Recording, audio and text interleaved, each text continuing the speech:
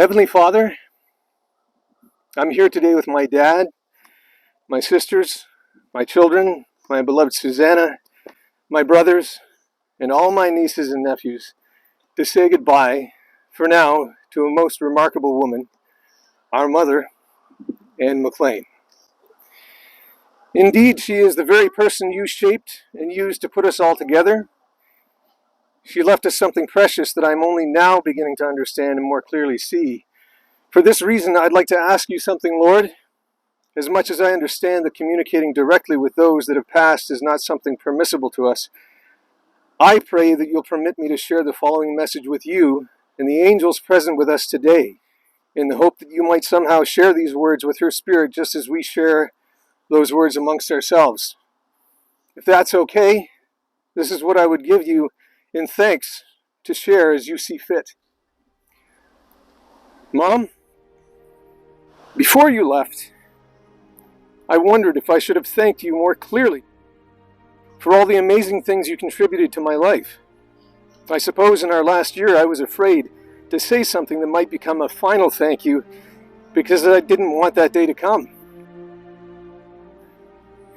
Nevertheless, here we are and you have gone for another adventure. So I want you to know that I am grateful. Grateful for all you gave. I also want you to know I've come to understand the final lessons you gave me. These are what I want to share today. There were two thoughts you shared with me when last we spoke. One of them I heard right away, the other I heard like a whisper and didn't remember until Susanna reminded me months later. The first thought you gave me was the day I arrived in October of last year. It was, take your time. Don't rush into anything. I took it as a reminder to fully know the beauty of relationships, understand their purpose in the tapestry of my life before assuming their permanence or temporal nature. You saw beauty and urged me to discover if it was meant to be as a passing flower or an enduring jewel. I was so grateful to you for this and received it as a gift. Your earnest desire that I not move according to life's numbers or rules given the past, but that your love for me suggested I take the time needed to own the joy and beauty in every step I take. Not long after, you gave another thought to me, quietly and in passing, huddled together, glancing at photos in your room, and you said, do good, be good. It's a simple, almost forgettable truth. The months passed and your spirit passed with them.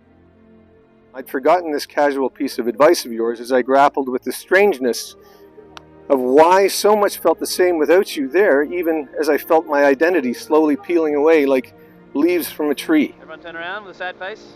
At first I could hide in my routines, but the gap in my next moment with you grew. My heart missed being able to hear or feel your presence in those quick phone calls or occasional hugs each year. It sank in gradually.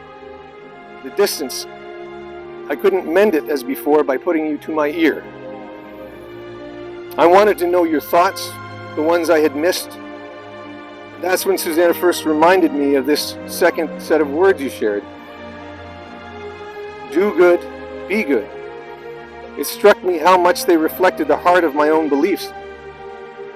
Despite our many debates about interacting with God, these words you gave are a call to action in our purpose on this earth. They say exactly how we're to build on what we've given in this life. They speak of a striving that unites us and lets us experience God in every movement we make. The strange thing about being reminded of the relationship you and I have in these words is that they have required this time of mourning and reflection for me to fully appreciate them. It has taken this time to see the impact of how these words apply to you and to all in this family. Do good, be good. It asks something of us while clearly reminding me that you have left something behind you. You have done something good. As I realize the impact of what you've shared with me and all of us, I now close my eyes and go back to see. Back to see the time you took without rushing and all the good you did. I see the wonder of an English child who grows up knowing the wilds of a foreign land, happily playing with an Indian prince who brings tigers to birthday parties. I see a young woman, a ballet dancer, with passion in her dancing and searching in her eyes, a searching that calls to the spirit that gifts her movements. It's a gift you travel the world with, appearing before kings and queens, a gift that gives you the opulence of the stage even as you embrace the humble charm of tiny attic apartments. I see you hurled and shaken through a world of artistic emotion, braving the painful and passionate.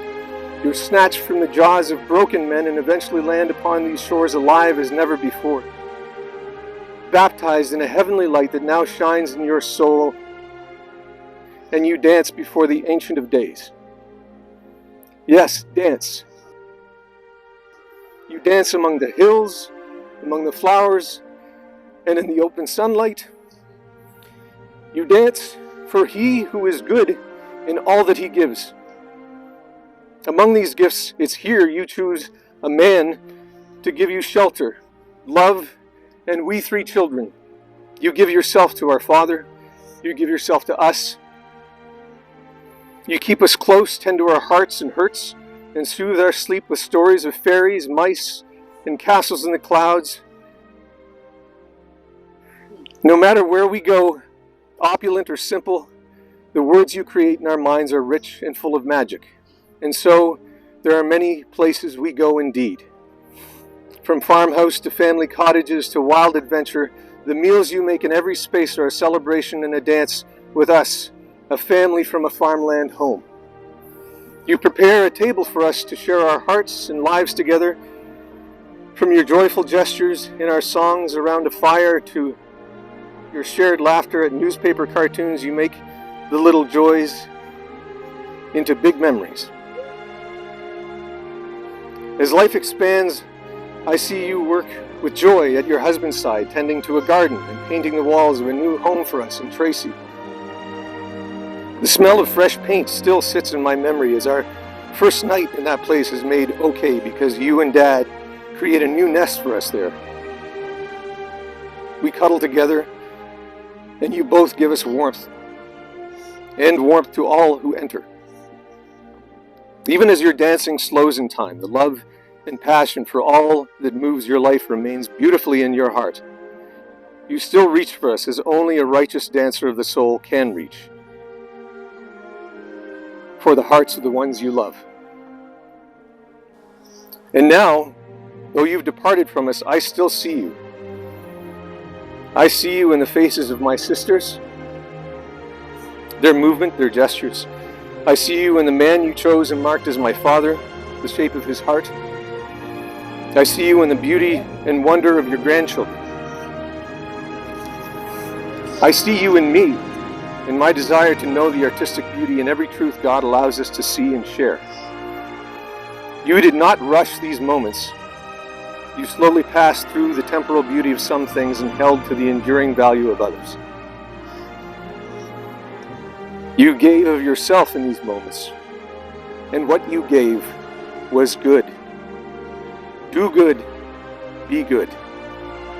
That is what builds God's light in us and spreads it out into the branches of our lives, planting it in the people that grow around us. Because of the good that you did and the good you strove to become, I am surrounded by the trees that your life has planted. I am one of those trees. We all are. And we all strive for the good that you implored us to do and be for the glory of God.